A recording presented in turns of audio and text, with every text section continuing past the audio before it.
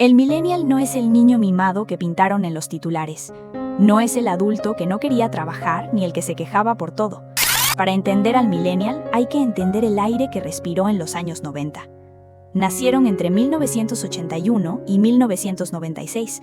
Fueron los últimos en ver un mundo sin internet y los primeros en conectarse a él. Pero lo importante no es la tecnología, es lo que el mundo les prometió. La Guerra Fría había terminado, el capitalismo había ganado. Parecía que por fin la historia se detenía y todos íbamos a vivir en armonía global.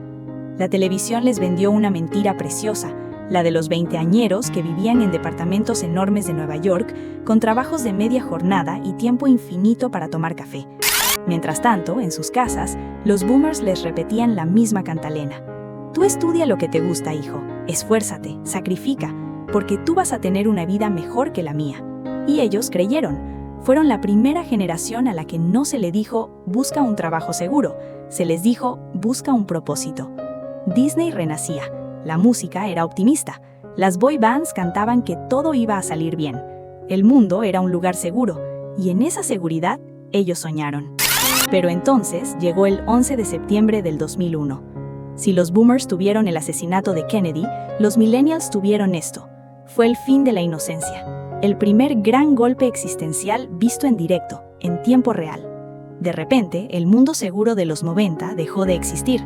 Nació la paranoia, los controles en aeropuertos, las guerras preventivas, pero ellos eran jóvenes, aún podían recuperarse.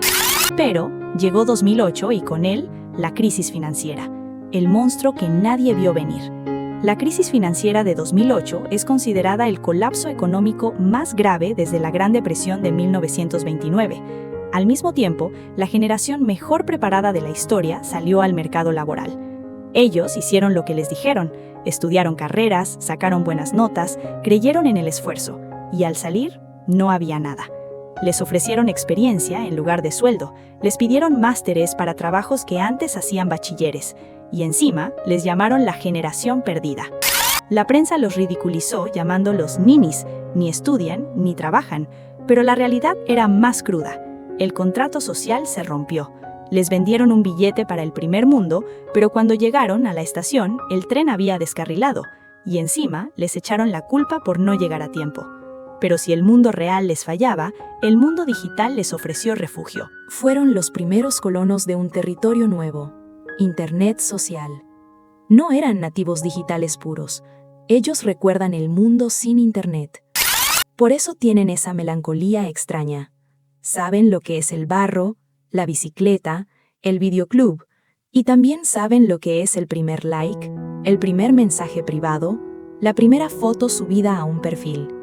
Para ellos, la red social no era una herramienta, era una extensión de su hogar. Como el mundo real no les ofrecía un lugar, construyeron su identidad online. Facebook no era solo una red, era el álbum de fotos que no podían pagar. Era la terraza donde no podían reunirse porque vivían con sus padres. Era, literalmente, su hogar emocional. Y en ese espacio digital desarrollaron un lenguaje propio, el humor autocrítico, el meme y la ironía como mecanismo de defensa. Porque si no te ríes de tu propia desgracia, el sistema te aplasta. Fueron los primeros en tener una vida digital, y también los primeros en preguntarse, años después, si esa vida digital era realmente suya. Bienvenidos a la vida adulta millennial. El símbolo máximo de su frustración tiene 4 paredes. Sus padres compraron casas con un sueldo de dependiente. Ahora, ellos necesitan 2 sueldos, un aval bancario y firmar una hipoteca que terminarán de pagar cuando tengan 70 años. Pero no hablan de esto, porque aprender a callar la frustración también es parte de ser adulto. No son vagos, no son flojos. Lo que pasa es que no entienden el sufrir por sufrir. Vieron a sus padres ser despedidos tras 30 años de lealtad. Si el trabajo no da seguridad, al menos que dé satisfacción. Por eso emprenden, por eso hacen cursos, por eso tienen un podcast, venden velas artesanales o dan clases de inglés. Porque han aprendido que depender de una sola fuente de ingresos es un lujo que no pueden permitirse. Y luego está la salud mental, el gran tema de su generación. fueron los primeros en normalizar ir al psicólogo, en hablar de ansiedad, de burnout, de depresión, no porque sean más débiles, sino porque viven en la contradicción perpetua. Debo ser feliz, debo ser exitoso, debo vivir mi mejor vida, debo publicarlo en Instagram, pero el sistema les impide serlo. Esa presión constante rompe. No es debilidad, es agotamiento, es vivir en modo supervivencia mientras te piden que sonrías para la foto. Y entonces, cuando todo parece demasiado tarde, llega la paternidad. Son los padres más mayores de la historia moderna. ¿Por qué? Porque hasta los 35 no tuvieron un mínimo de estabilidad. Y cuando la consiguieron, el reloj biológico ya apretaba.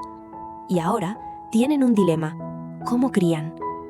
Ellos fueron los conejillos de indias de la tecnología sin control parental. Pasaron de jugar en la calle a encerrarse con el ordenador. Saben lo bueno y lo malo de ambos mundos. Quieren dar a sus hijos la atención que ellos no siempre tuvieron, pero temen la sobreprotección. Quieren poner límites a las pantallas, pero ellos mismos no pueden dejar el móvil. Porque al final del día, ellos también necesitan volver a casa. Vuelven a su infancia para recordar quiénes eran, antes de que el mundo les dijera quiénes debían ser. Si has llegado hasta aquí, probablemente eres millennial, o conoces a uno, o te preguntas por qué tu hijo, tu hermano o tu compañero de trabajo es así. El millennial no es el niño mimado que pintan en los titulares, no es el que no quiere trabajar ni el que se queja por todo, es la primera generación a la que se le enseñó a volar justo antes de quitarle el aire. Pero hay algo que olvidan, algo que la prensa no cuenta, algo que ni siquiera ellos mismos reconocen. Tú construiste la plaza pública del siglo XXI. Tú creaste las herramientas que conectan al mundo. Tú normalizaste hablar de salud mental, de diversidad, de empatía. Puede que no tengas la casa propia, puede que el mundo no sea como te lo prometieron, pero tienes algo que ni tus padres ni tus abuelos tuvieron: la capacidad de construir comunidad donde solo había ruina, la resiliencia de quien ha sido golpeado y sigue en pie, y la certeza de que aunque el final feliz no llegó, quizás el final posible sea suficiente. No eres una generación perdida, eres una generación que sigue esperando. ¿Cuál fue tu primer recuerdo de Internet? ¿MSN? ¿Fotolog? ¿MySpace? Dímelo en los comentarios. Si llegaste hasta aquí, es porque algo de esta historia resuena contigo. Y esto solo fue el principio. Vamos a seguir desmenuzando generaciones, crisis y por qué somos como somos. Suscríbete y activa la campana. No te prometo finales felices, pero sí respuestas honestas.